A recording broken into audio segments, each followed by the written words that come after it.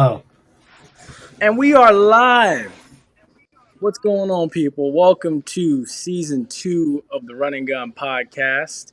As you know, I'm JPeeps, and the guy in this direction to my, either my right or my left, it don't even matter. That's Flash. So, what's going on, Flash? How you doing? what's going on, J Peeps? How you been? How you been? I've been pretty good, man. I've been pretty good. Run and Gun podcast is back. I'm excited for it and stuff. It's going to be a good show tonight. It's a lot of stuff is happening. Definitely. A lot of stuff has happened since season 2. So, we get into work. We Let's, here, we ready to work. let's I get can't this working, boy. Let's get it. we got a little bit of everything planned out for y'all tonight and stuff. We got what is it? We reacting to my family preseason breakdown video. We got a couple guys named as starters in the NFL. Um, got some hot topics regarding Shakari Wilson. Oh, geez. Hot takes, maybe some hot takes. You know what? I want to hear your hot take on one particular topic. I want to hear. I want to hear some of your hot takes too, if you have any. I have a feeling you have a few. Oh, don't. Oh, yeah. I got a few. I have a few. I do. But definitely, as always, folks, I always say, share this on all social media platforms if you can. I know we were supposed to be expecting Hendricks tonight, but I don't know if he's going to make it. If he does, he'll be on shortly. But like I said, man, we got an amazing show lined up for y'all tonight. I'm excited. I know Flash is excited. Y'all kick back, y'all relax, and you know what? In about 3 seconds, y'all enjoy this intro because this intro is pretty. Enjoy the show.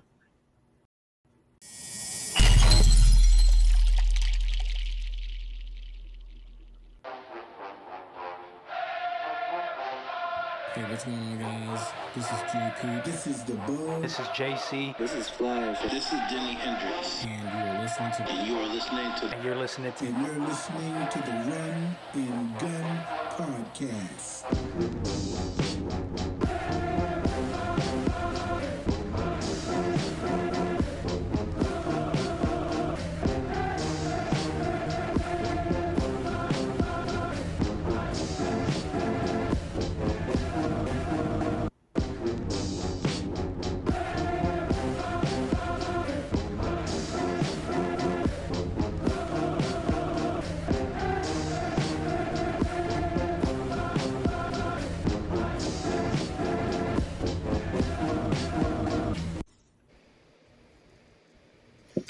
So, All right, let's kick things off. What's up, peeps?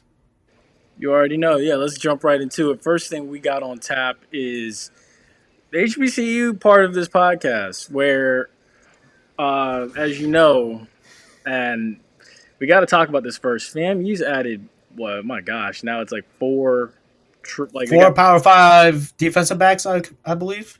Yes, and it's crazy. So like they already had Marquise Bell, who's drawn so much attention from scouts, from NFL scouts, and now you've got Antoine Collier, you've got Lovey Jenkins, I believe his name is, and then you add a fourth one now from Wake Forest on top of what you already have there. So somebody said it earlier, DBU. Who's pulling this magic? I want to know who's pulling this magic on the defense. Who's pulling this magic? Yeah. I mean, 4 Power 5 defensive backs? I mean, there's something going on, and I'm curious. I mean, hey, that's just Willie Simmons and his staff, Billy Roll and company, doing work. Living in Dade County, having those South Florida connections, being able to get these kids to come to Tallahassee.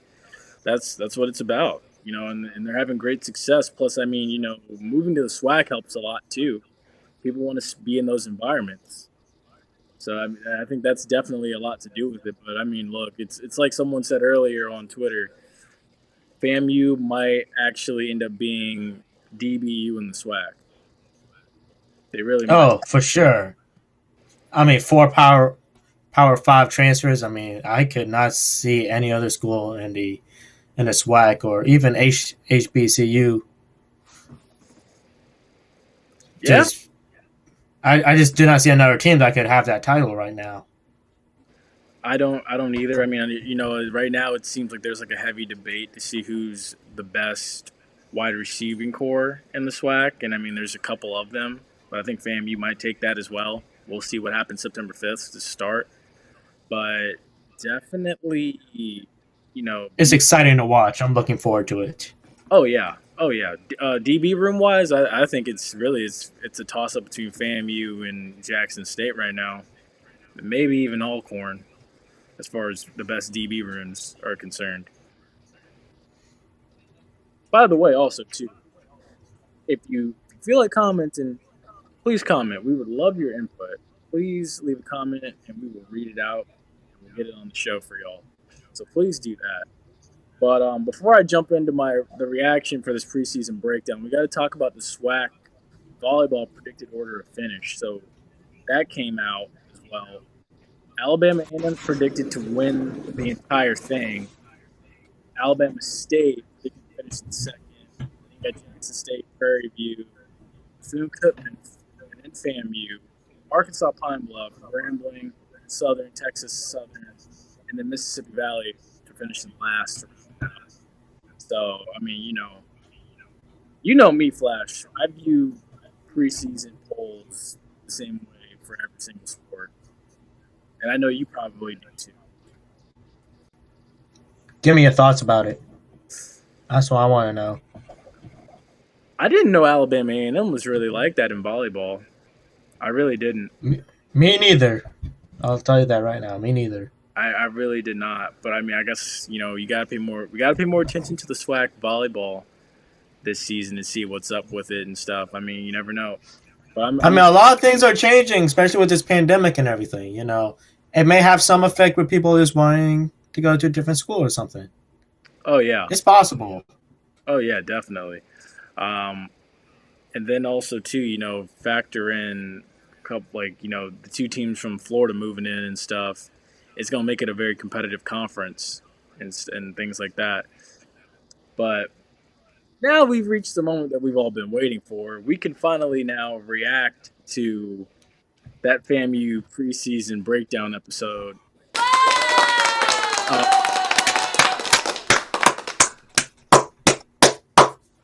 So, as you already know, and as some of you might already know, I picked FAMU to finish 8-3, but I said the ceiling was a one-loss team, and I still see that one loss being the USF.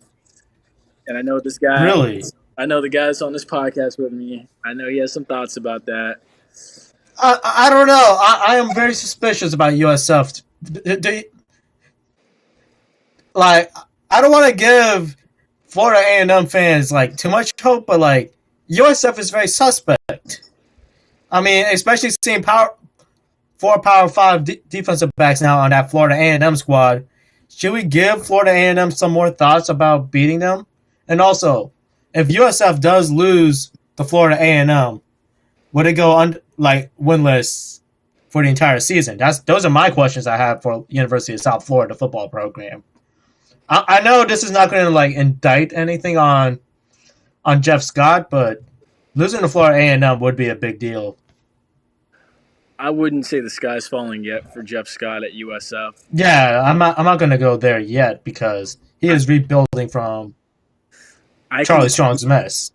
I can see FAMU coming in there and pulling off the win. However, I also said too, if this game had been played last year, I think FAMU would have definitely gotten them and beaten them probably. It's more likely because I think the way I view it is it's always easier for FAMU to catch a team like USF early on. And if they had caught them last year, they would have gotten them. But I don't think that's going to happen. I think Jeff Scott's going to have a more motivated program this year. And, other games too, I think FAMU can get it done in the Orange Blossom Classic here next weekend. I really do. I know I believe it too. The preseason breakdown video was saying one thing, but so much has happened in that time between when I recorded that and now with these additions, like Antoine Collier coming in from UCF, and then that receiving core room showing that it's very very deep and very very versatile. The running back room becoming very deep and very versatile, like now. And now I'm seeing all these DBs and stuff. But then I look at what Jackson State has and everything and stuff too, and I'm looking at their tendencies and stuff. So I mean, it matches up very well on paper. The only thing that's would you say Florida A&M University is better coached than Jackson State? I wouldn't say better. Well, I mean, honestly, bias aside, look, I'm gonna talk about this September 4th when I do the pregame analysis. Because now you put me in a tough corner with that question. Willie Simmons is a good coach. Deion Sanders is a good coach. But although the question is, Willie Simmons has been doing this for over 10 years. Willie Simmons or Deion Sanders has been doing this at the college level for only 5 games. So there's the experience element to it. I am very intrigued about this game. It'll be a great game, hopefully. It will be. So I mean, I know this is not a HBCU question related, but are we gonna have a college football section later, by chance? Yes, we will. We will. Don't worry. We're gonna get there. All right. Then I'll ask this question later. Also, 2 final things. Also, next weekend, Grambling is set to face Tennessee State in Canton, Ohio for the Pro Football Hall of Fame Classic. And then also, you got Alcorn State and NC Central this weekend. So I ask you, who are you taking in that? Oh, that's a question. I'm not too sure myself. I'm feeling NC Central low key. Is that? Hey, look, Braves Nation. If y'all seeing this, that's him that said that. That's him that said that. I'm gonna let you deal with that. So y'all know who said it. He said he's taking NC Central. That's gonna be interesting. I don't know. We'll find out 7:00 Saturday night. That's all I can say about that. But as we wind down, we're now about to transition into the NFL here shortly. So of course, while we round it out, of course, a lot of NFL scouts were at FAMU, so that's something that we can use to transition into this. Oh yeah, into the NFL. That's big news. Big news. I don't know if you heard about it, but Larry Fitzgerald said he doesn't have the urge to play football right now. Do you think? Hey, it's a motivation. It's a motivation thing, but who knows? If he says right now, maybe he just needs to take a mental break. I don't know. But the man is also pretty old too, so that's why I'm just like. Larry Fitzgerald was a rookie wide receiver when Emmitt Smith was in his final years in the NFL with the Arizona Cardinals. Sheesh. And yeah, think about that. Think about that. That is.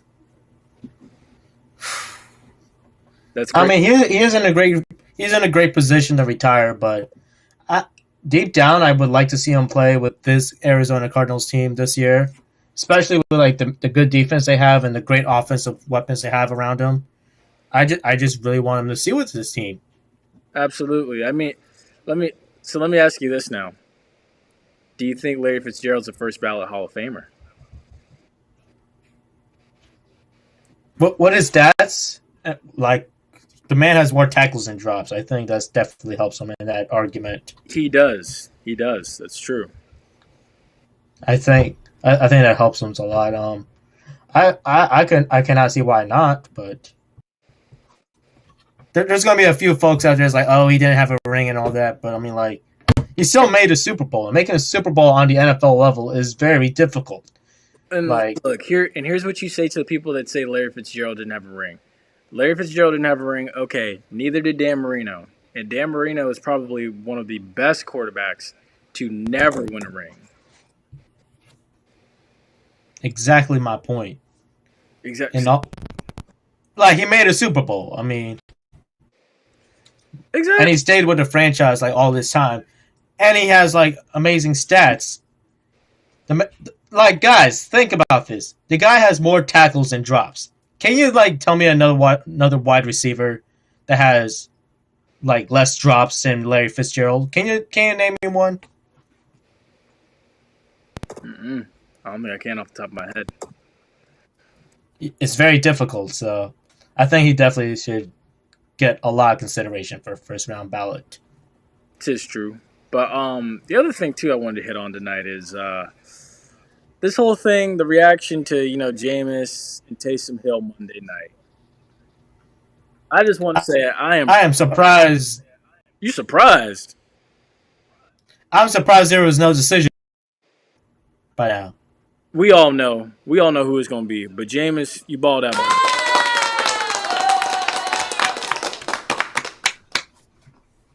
I can honestly say, like, even leading up to the game, I was quite nervous for him because I figured, like, me too. I was like, all right, for the sake of the Saints franchise and for the sake of his well-being, they need him to, because if he doesn't, a lot of the Saints for the season go down the drain. But thankfully, he was able to get it together. He was able to dial in, do what he had to do, and I think the Saints are going to be okay this year. Oh, they are going to be okay. If Sean Payton decides not to show off his love for Taysom Hill, that's well. And I mean, I know we talked about it in our podcast yesterday, actually, with Ace, and he was saying, oh, he wants to like have teams guessing who's going to be starting, but I don't know. My gut's telling me there might be something more going on. Honestly, I view it like this. I say that I think Taysom has a specific package designed for him in the offense. Oh, yes. Starter. But I also think, too, if Taysom – because I saw the statement Taysom Hill made. I don't know how true it is, but if Taysom Hill feels like he can still play quarterback but not in New Orleans, I'd let him go still. I'm not gonna go through Taysom Hill. I mean, which team would actually sign Taysom Hill? Maybe Houston, Texas. Yeah, Houston needs all the help they can get right now. I'm just tell you the truth. Houston. That's probably the only team I could see that would actually sign Taysom Hill. All right, I think Jameis Winston gives the New Orleans Saints a higher ceiling than Taysom Hill, and Jameis Winston on almost every other team will give them a higher ceiling than Taysom Hill. That's just how it is. There's an interesting stat that they pointed out Monday night. I would not. Jameis is not the first, and probably won't be the last quarterback to throw for 30 touchdowns and 30 interceptions. The last quarterback that did that was Vinny Testaverde, and all he did after in 1988 with the Bucs, and what did he do after a few years later? He got the Jets to the AFC Championship in 1996, I believe it was. Stranger things have happened in the NFL, JPeeps. I'm saying. Hey, I mean, it's too soon to give Saints hype now to say that they're going to go to the NFC Championship game, but I mean, I don't think how the season unfolds for them. I don't think they're going to the NFC Championship right now, but I mean, I think that they're going to still be there. All right, so say this. If the New Orleans Saints have Jameis Winston starting as a quarterback, do they make the playoffs this year? If they do what they're supposed to do, they can make it. If they do what they're supposed to do. I could see it as well. Because now it gives divisions opportunities to have two teams coming in for the playoffs. So I could see it. Definitely. But the other thing too regarding the NFL, I don't know if you heard about it, and I think this is part of the whole, overreacting to fights and stuff and joint practices, which I mean, hell, it's gonna happen. But It's gonna happen. Hunter Renfro apparently cooked Jalen Ramsey off the line. Apparently, and then like I wish someone had video or photo evidence of this happening. I need to see that because that is an impressive thing to do. Right? Like it's Jalen Ramsey, that's impressive. no, yeah, well, yeah, but you also know too, Hunter Renfro, he's one of them tough dudes like that. Like he's like that. Like a lot of people think like, oh, it's Hunter Renfro, just some skinny white dude from Clemson that played there for like 7 years, from what it felt like. But no, Hunter Renfro's really like that. Y'all need to realize Renfro is really, really like that. So, what's your thoughts about all these players and fans fighting throughout preseason? It's only preseason, and we already got fights going on left, right, up, and down the stands. Look, I get it. Some of y'all are happy to be back in the stands and stuff, and you can't control yourselves. Other parts of it is, look, some of y'all need to act your age. Some of y'all need to just act your age and sit there and enjoy the football game. And a lot of I am not gonna lie, I was very pissed when I saw that one lady threw that Coca-Cola at something that was doing right behind her, just to instigate it, and it's just unprofessional. She had no consequence, I believe. She did it, but best believe stadium security saw that video, and they're gonna take the proper precautions, of course. Like she should be banned, but like let alone like she likely. I mean, yes, we know she's a woman and stuff, but like she knows that she is protected by those women rights, that no one's not going to put hands on her like that most of the time. That's why she threw the drink. She's like, oh, let's start up this fire. Nothing's going to happen to me. Bloop. That's literally what happened. Hey, not a Steelers game. That one was a little bit different. I mean, that one was actually just actual tempers flaring up and stuff, and I still feel bad for that for that girl's boyfriend for being dragged into it, and he got sleeped. Look, that was just tough. Look, fans got to do better. Fans got to do better. That's all I can say, man. They do. But dude, Antonio Brown fight. When I saw those pictures, like sheesh. Oh, hey, look, that happens in the field. That's gonna happen on the field, but in the stands, I mean, that's uncalled for. But it's gonna happen on the field. But we are on to the NCAA now. So we got 3 quarterback battles that have been settled so far. So Jack Cohn has been named the starter for Notre Dame this season. He'll start week 1 against Florida State. CJ Stroud has been named the starter for Ohio State. He'll start week 1 for the Buckeyes. And then also Texas A&M has named their starting quarterback. I'm trying to remember his name off the top of my head. I saw some things about him. He's very good. That Texas A&M quarterback.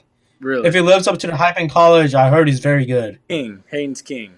That's his name. Haynes King, named the starter for Texas A&M. So you said he's that good? I mean, from what I heard, all around me, it sounds like he's good. I think Jimbo Fisher might be picking off from where he was last year, to be honest. Hey, look, he was on the bench last year while Kellen Mond was balling out. Usually what happens is with Jimbo is when he inherits the quarterback that he has, when he gets to these places, that quarterback ends up getting drafted like Kellen Mond did, and then the quarterback that comes in after ends up taking that next step. And I think that Haynes King can be that guy if he buys into what Jimbo's preaching. You got to remember, like, it's kind of hard to not buy into what Jimbo's preaching. Because, I mean, heck, Jimbo has a quarterback that's won a Heisman. He's had most of his quarterbacks get drafted. One of his quarterbacks is throwing a game-winning touchdown pass. So I think Haynes King will buy in. And plus, I mean, Texas A&M has a heck of a running game to help out Haynes King. So, I mean, I think Haynes King will be okay. I think he'll be fine. Definitely. Um, let me ask you this: Ohio State quarterback. What year is he? Is it? Ooh, that's a good question. No, That's a very I good. might, You're gonna have I to might have. dig deep and find that. I believe C.J. Stroud. He's a redshirt freshman. He's a redshirt freshman. So he did sit behind Justin Fields last year, just gathering knowledge. Okay. So you know he's going to be CJ. he's going to be a problem. Ohio State's Oh yeah. there. Would you say Ohio State recruiting and quarterbacks have stepped up a lot over the past? From where they came from, kind of. I think that we still need to give Justin Fields time to see if it actually really works out, because Ohio State has never really had a quarterback that worked out in the NFL, and then at the same time too, the Bears have never really had a franchise guy. I know Jim McMahon was there, but he wasn't really like a long-term answer. So we got to wait and see. That's another thing I'm actually intrigued of as well. Alabama players 99% fully vaccinated. That's a good look. Yeah, I think they literally have all. Alabama really cannot lose at all, man.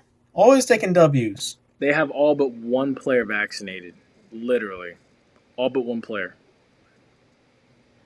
I would like to know his reasoning. I just want to know. I don't. Nah, they ain't gonna release that. They won't, but I'm very curious why. I mean, it could be anything. It could be an allergic reaction, to be honest. That is true. Medical issues may arise and stuff. So, I mean, as long as he wears his mask and everything and he takes his precautions, I think he'll be just fine. Oh yeah, definitely. But I mean, and that's not the only COVID-related thing that's happening in the SEC. Brian Harsin, as it says on the bottom line right there, tested positive for COVID-19. But also, LSU going to be requiring people to show proof of COVID vaccination and even proof of a negative test, if possible. I believe that's an or negative test. Yeah, well, yeah, proof of a vaccine or a negative test just to get in. Hey, look, that's good. At least they're enforcing people to come in with a negative test alone. A lot of people are like, oh, it's against my right type of thing. I like if more SEC teams followed suit with that, you would see the vaccination rate in the Southeast go up. Without a doubt. But also, and even NFL teams as well. Oh, yeah. Well, the Saints are doing it, too. I think it's a Louisiana thing now. But, eventually I think it's going to become an Alabama thing, too, and a Texas thing, possibly. If I need to see the Florida teams do it. Yeah. Especially with whatever's going on over here. Not get into details about it, but with whatever's going on in Florida, I need to see organizations willing to take that step. And you see, and here's the thing that I want to see now. I want to see, because a lot of people talking about it, saying, go get vaccinated, go do this, go do that. We want to do this, we want to do that. But since we're still on the topic of the NCAA, I want to know which HBCU is going to be the one to step up and be the first team to actually require vaccinations or require proof of vaccinations to go see a football game, or which conference. Is it going to be the MEAC? Is it going to be the SWAC? Is it going to be FAMU? Is it going to be Southern? Who is going to step up and require proof of vaccination? That's what I want to know. We are so... Something's telling me it's not going to be a Florida team. Something's already telling me that. Possibly. But see, my thing, look, we're so bent on trying to tell people to go get vaccinated. I mean, the thing is now is that the vaccine is 100% approved by the FDA, at least the Pfizer one. Yeah. So, I mean, unless you have an allergic reaction or something, I do not see an excuse now for it. My thing is, hey, look, if you don't feel safe, or if you don't feel right about letting people into your stadiums, make it mandatory. Make it mandatory. Especially with this Delta variant, just everyone just catching it like left and right. I personally have no problem with showing proof of vaccination to go see a football game. Me neither. I Really have don't. no problem. It's So a football game. That's something I want. We just want to have fun. That's something I want my HBCU folks to kind of think about. That's something I want my HBCU. All right, so we have a comment. My question. Ooh, what's the comment? Is the comment from your boy, from our boy Ace, looking good, boys. I love that picture. Slight lag, but good. I love that picture. Shout out to your dog Snoopy. Shout out to Ace. Shout out to Snoop Dogg. Wow. We love you all. Wow. Shout out to my mama and papa too, if they're watching. Wow. He's such. That's why we brought him on. That's why we brought him on. All right. No, let's keep going. All right. So you see my next question is. Go ahead. Come on. No, go ahead. No, I just want to poke some fun at Hendricks. I know he's not here, but we should answer this question for Hendricks. Oh, is it possible for Michigan to get 8 wins this season, let alone go undefeated? No, not undefeated. Beat Ohio State as Jim Harbaugh has preached. Beat him or die trying. Beat him or die trying. I need Hendricks. Look, Hendricks, I know you couldn't come on here tonight, but if you're watching, that question is strictly from Flash. I would definitely say respond to that. If you want to respond to that by coming on here next week, by all means, please do. We can arrange. We have a seat. We have your seat right here for you. For him to come back. Right in the middle. Yeah, we do. I'm ready to see him take you on for that. No, I just want to hear his answer. That's all I'm here for. It's just the question. Yeah, because good God, I'm ready to see Michigan take him down too. But there is something regarding that I did see, and it was an interview with Gardner, their quarterback that they had, Devin Gardner, where he had said,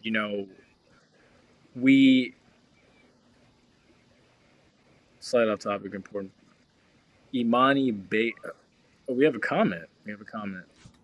Ooh, who's a comment? From Ace. Y'all talk about Imani Bates committing to Memphis. Slight off topic, but important for college.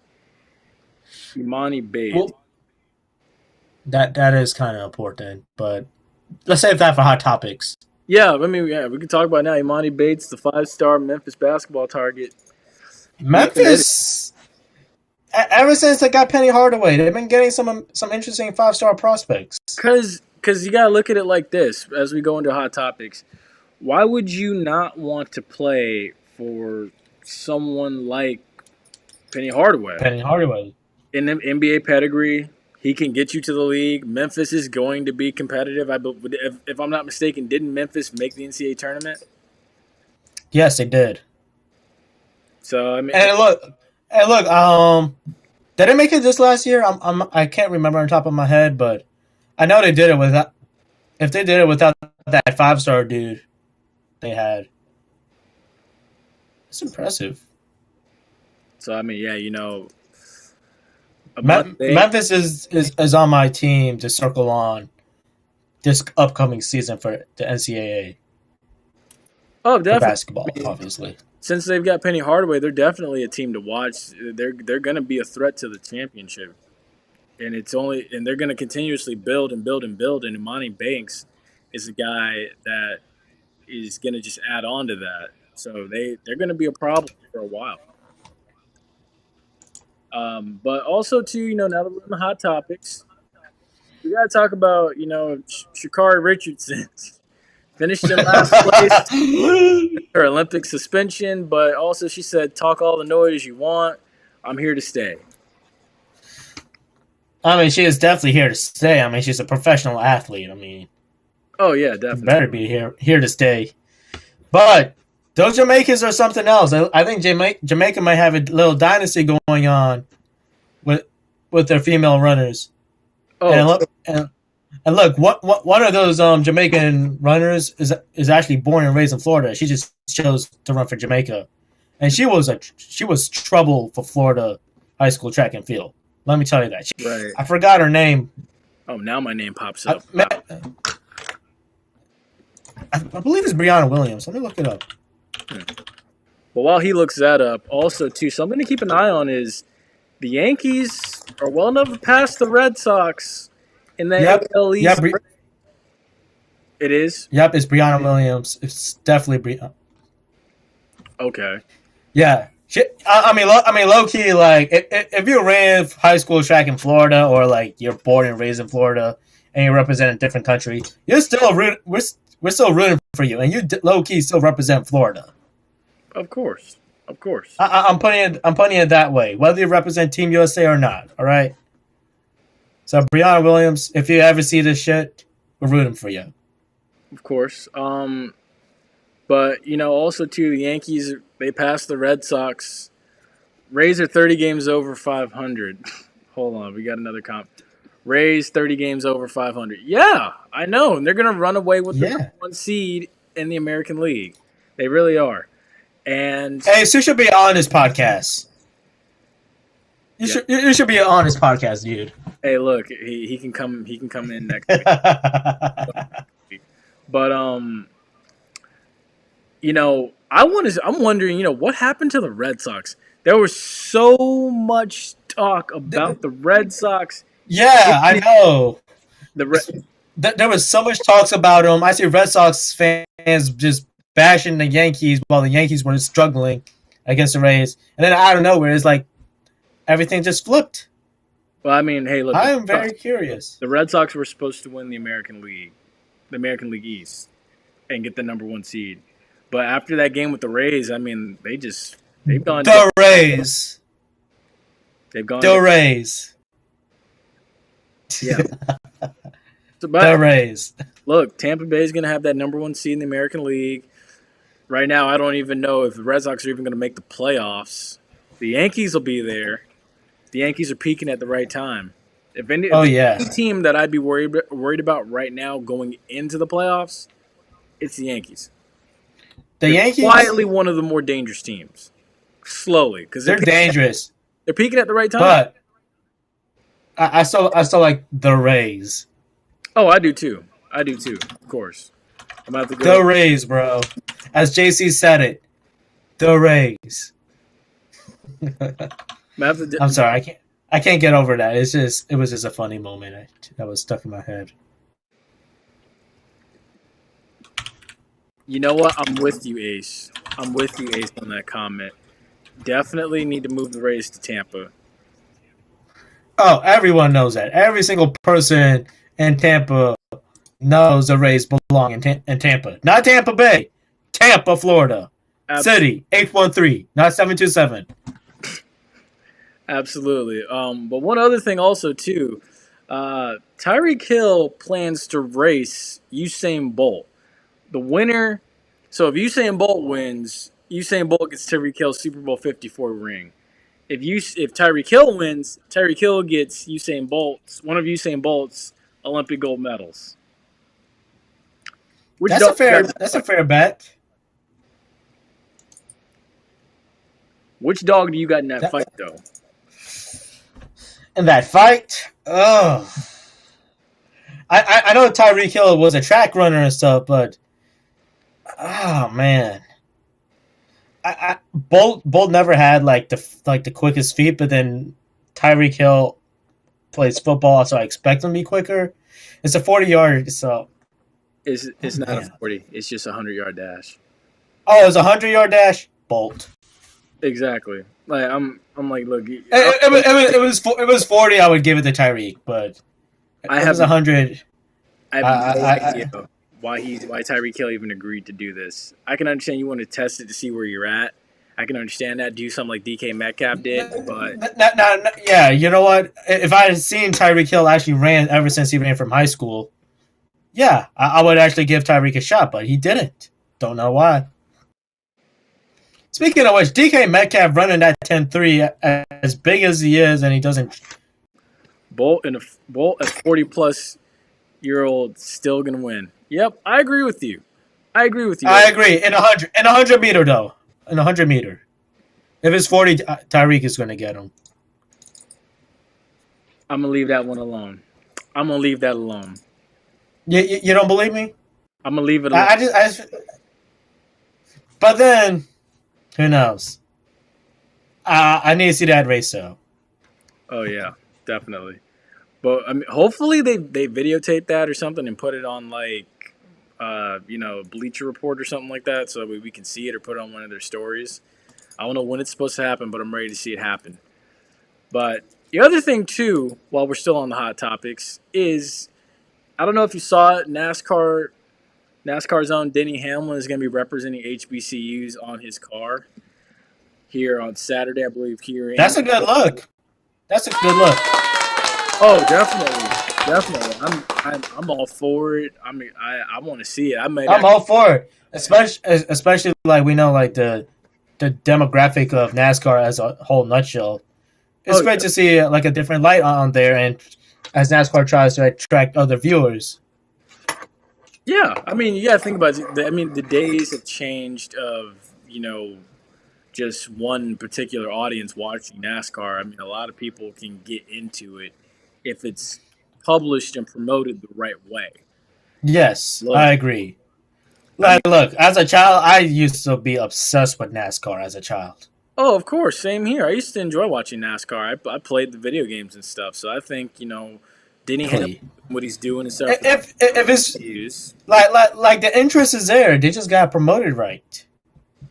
Yeah, of course. I mean, I liked what they were doing with Bubba Wallace and stuff. And now you see Bubba Wallace has gone off and joined forces with, Michael Jordan and Denny Hamlin and company and start their own racing team. So, I mean, I like to see that. So, I like it. That's really good. NASCAR is taking the right step. I think there was one particular race last year where Bo Wallace had a very strong following at a race. It was a very limited capacity, but Bo Wallace had almost nearly the majority at a race. I forget where it was. I think it was in Arizona.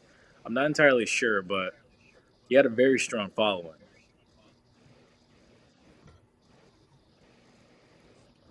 Wow. You see that comment? Oh, yeah, I see that too. Alvin Kamara is like the head promoting the brand right now for NASCAR. See, that even stuff like that. You love to see stuff like that. Alvin Kamara promoting something for NASCAR, that's what you want to see. That way that you can like kind of add on more demographics or add more eyes to go watch NASCAR. Man, if NASCAR keeps going in the right way, I might have to go up to Daytona sometime. Honestly, it's a very nice speedway. I'm gonna be honest with you. Oh yeah, I've been there a few times. As a child, I love that place. You know what? No, I'm not gonna say taking a race. I would definitely have to take a tour of it first before I take in a race. But them races is long. Them races be like 4 or 5 hours. Don't let it rain. You be there till midnight. But folks, we've reached the end of this season debut of the Run and Gun podcast. Season 2 is going to be better than season 1. More fun, more comedy, more professionalism. So more hot takes. Yeah, more hot takes, more honesty, more guests. More smoke. Yes, more guests. More smoke. Honestly, hopefully we can get the guests that we had on last season to come back. And also, hopefully we can get more guests to Check this last comment. He's not lying. He was not lying. Especially Jeff Gordon. Big Jeff Gordon and Jimmy Johnson fan. Yeah, I was a huge Jeff Gordon fan growing up. I was a very huge Jeff Gordon fan. Well, not very huge Jeff Gordon fan growing up, but I mean, whenever I would sit down. It was definitely like my favorite NASCAR. Yeah. Oh, definitely. I mean, the Rainbow Warrior, Jeff Gordon. That's who I used to love watching. Especially like when I got into NASCAR and stuff, I used to be like, Jeff Gordon's gonna win. But folks, that's gonna do it for us. Y'all follow us on all of our social media. Thank you for showing up. You know what they say? Tell a friend. Stay blessed.